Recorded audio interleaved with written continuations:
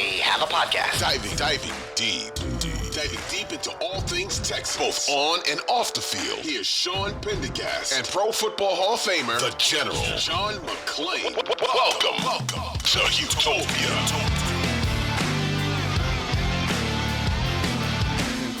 John, as far as the 53-man roster goes, what were your biggest surprises, either guys they kept or guys that they dumped?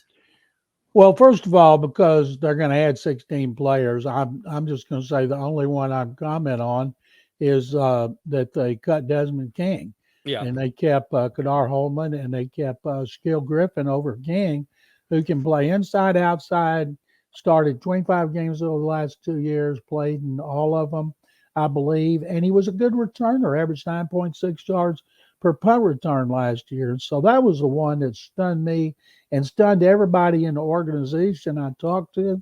Nobody saw it coming. Don't know if it was more of a case of Kadar Holman being better than everybody thought, but I certainly didn't see Shaquille Griffin outperforming him, but they see him in ways that we don't. And you never know, with the second waiver claim, they may pick up another corner or two, and I can't wait to see who they bring back.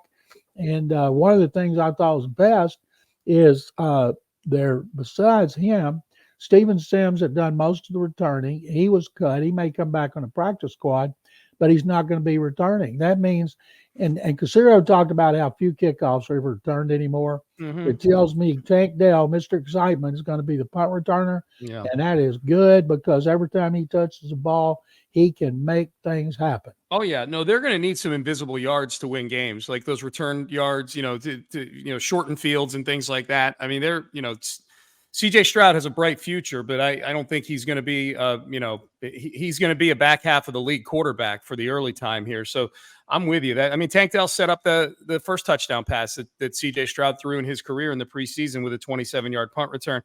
John, nobody asked about Des King in the press conference with Nick Caserio today. I was a little surprised about that, to be honest with you. I never thought about it till you just brought it up, but Nick would have tap danced like he does on everybody. I know, but I would have liked to have seen him tap dance. He would have been tap dancing like Fred Astaire and Jeffrey Hines, because that's the one that was the most surprising.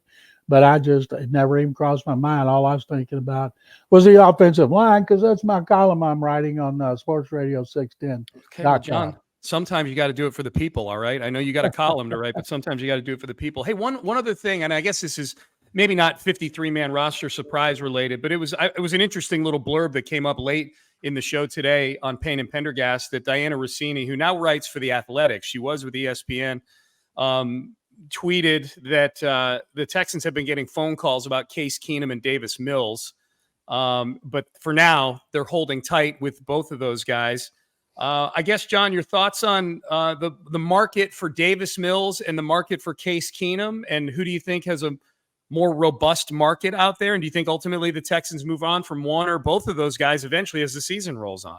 Well, it depends on Case's injury that kept him out, what it is, if it's anything in his shoulders, elbow, anything involving his arm.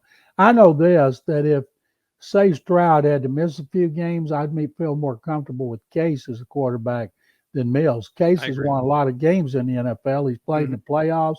He engineered one of the greatest miraculous comebacks in history, the Minnesota Miracle. And so he has that kind of experience. And Mills, he did well in the first game against New England, but he didn't do squat in the last two games, and he got extensive playing time. And so I think when you have a rookie quarterback, you better have three. And some teams don't act like they can just sign them off the street. But when your third quarterback's Case Keenum, I think your third quarterback is in pretty good hands. Yeah, I think too, John, that there may be a better market for either guy as the season goes on. There really haven't been that many big quarterback injuries that I can think, or any that I can think of this preseason. Remember like when Teddy Bridgewater got hurt a few years ago, and all of a sudden the Vikings are giving up first round picks to get Sam Bradford, who hadn't done squat in the NFL up to that point. Who knows? If some team that runs this offense gets a big injury. The other one I was thinking of too, John, and I know you probably saw this, is that New England their cut down left them with Mac Jones, and that's it at quarterback. Both of these guys, both Davis Mills and Case Keenum, have played in this system, or presumably have. Davis, I know, was never in the building with O'Brien, but he played for Tim Kelly for a year, and I'm assuming the offense was very similar to what Kelly was brought up in, which is Bill O'Brien. And then Case obviously played for Bill O'Brien back in 2014 with the Texans. And we know the link between the New England front office and the Texans front office via Caserio. That was an interesting one to me. I thought I could definitely see the Patriots kicking tires on both guys to fill out their quarterback room. And they may have. I was stunned about Bailey Zappi. Bailey Zappi played better than Mac Jones last year. Yeah. And he was a fan favorite, and he lit up their offense. I'm just stunned that I'm guessing he's going to get claimed.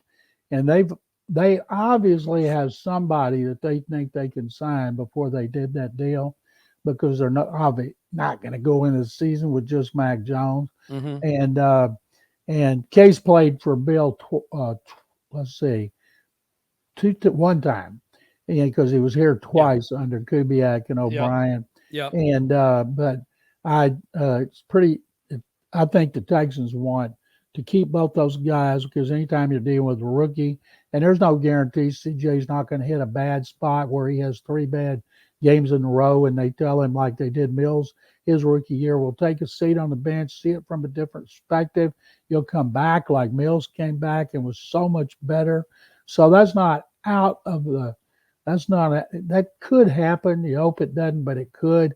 So I can see them wanting to have 3. And when Case came here, he had other opportunities.